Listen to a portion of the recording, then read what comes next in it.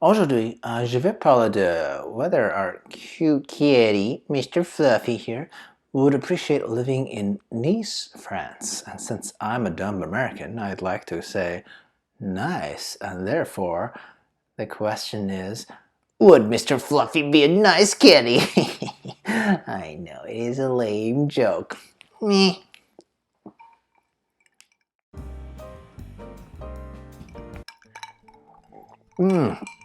I am XenPuck here. First video of the year! At least the first one that features the beautiful Mr. Fluffy. Oh boy, thank you, sir, for being my on-camera prop emotional support animal. I mean, do you guys remember that period, like 10 years ago or so, when all the animals were being allowed on airplanes because they were deemed emotional support animals? I mean, technically that's correct, because why else would we adopt pets anyway? Aren't they all for emotional support? Okay, well, I went off on a tangent, as I want to do. What I meant to say is, man, it's been a while since I speculated on where to go in the world, and possibly taking this little fluff meister with us, hasn't it? Well, that's gonna change today. Today's pick is actually special, as that's where Wifey has suggested that we would most likely make our hub if we finally find time to move to France.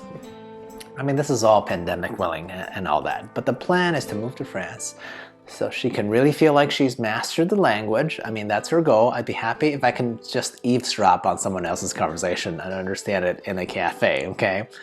Yep, that's me. It's XenPuck, master of lowered expectations. Anyway, so in a way, our goal is to not be like regular, typical tourists, right? We're considering taking language intensives and all that. We have no idea how long Wifey actually wants to stay, though, and frankly, the final time frame will also decide how we'll treat Mr. Fluffy. As in, you know, if the trip is not too long, we might have to get this cute little guy, you know, a longer-term sitter, maybe Wifey's dad. But if the trip is going to extend into, you know, quarters of multiple months, we might actually, you know, take you with us, right? So you'll become a nice kitty. I mean, nice kitty. Okay, my jokes are bad, and also this is the same bad joke. Okay, now on to our usual criteria-based breakdown, right? First, location. So we like Nice because it's a coastal town. It's near Italy, so we can get some additional dose of culture, right? You know, in Europe. It's also more southern compared to the much more popular pick of you know, Paris, right? Because most people love Paris, and therefore I'd imagine it's a bit warmer as well, right? Oh, and it's also really close to Cannes. I mean, my inner douche has heard of that city only because of the film festival. So it really just sounds like super extra luxurious, right? I mean, I think in this world, or in this Would Mr. Fluffy Go There series, I've also already covered a bunch of beach towns and coastal towns, so there's probably a reason for that. Even if I don't know how to swim, somehow being close to the water is that instinctual human draw, right? So it even draws me, who probably would drown, right? Now, in terms of food, I actually don't know that much about the regional specialties of food in the region of Nice. However, I do imagine that since our overall plan is to stay for more than the usual vacation time of about 2 weeks, we will get a better understanding of the food culture closer to a local than a tourist, right? I mean, either way. At this point, I know my wife would love the boulangerie, you know, cafe culture of any French city.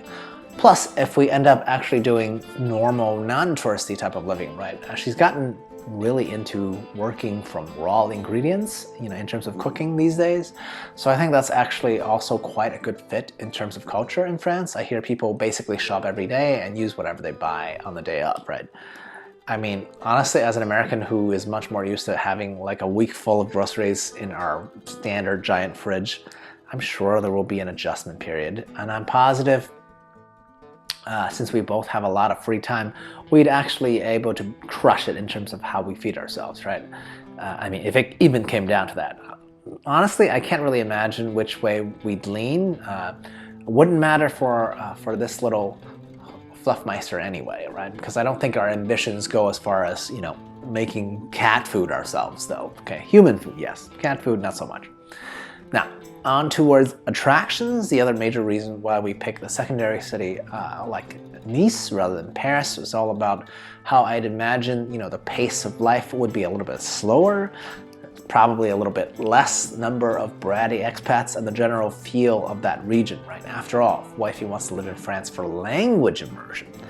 Now, I always think that that can be done in an area that's less metropolitan, actually. I mean, let's face it, France itself also isn't that big. If we do end up using it as our base of our operations, we can absolutely hop onto a variety of places in and out of France pretty easily. But if I know my wifey and I, who both lean towards introversion, I think most likely we'll stick towards, you know, wherever we pick as the home base quite a bit, right? And for that, I think somewhere where wifey can constantly sit outside and drink wine due to the weather, and I can longingly look at the ocean would be something ideal, right? I mean, we will definitely go hit up all the tourist spots in Nice, right? But as long-term visitors, I don't think the local attraction actually would be the main draw here. The main draw is just the pace of life, right?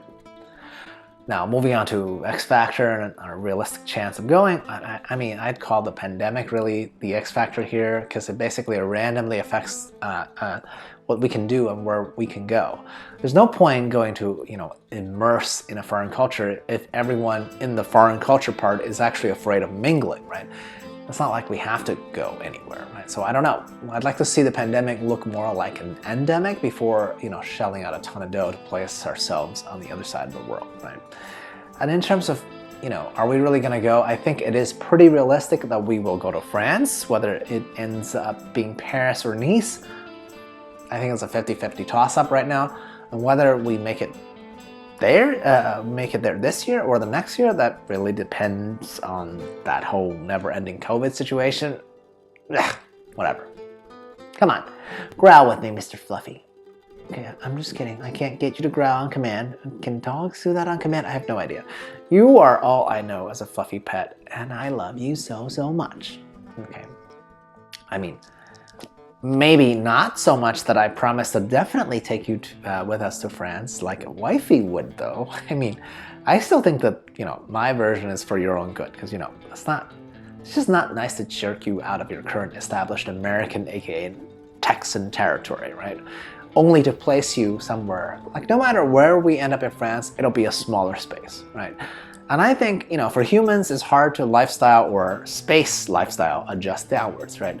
I just assume that if it's true for humans, it'd be the same for cats, right? And right now you have the largest territory that you can roam in that you've ever had in your entire life, right? Anyway, where in France would you guys live? Let me know in the comments below, and also subscribe, like, share, comment, all that social media nonsense. Or whatever, doesn't really, you know, affect me whatsoever. Cheers. À la prochaine.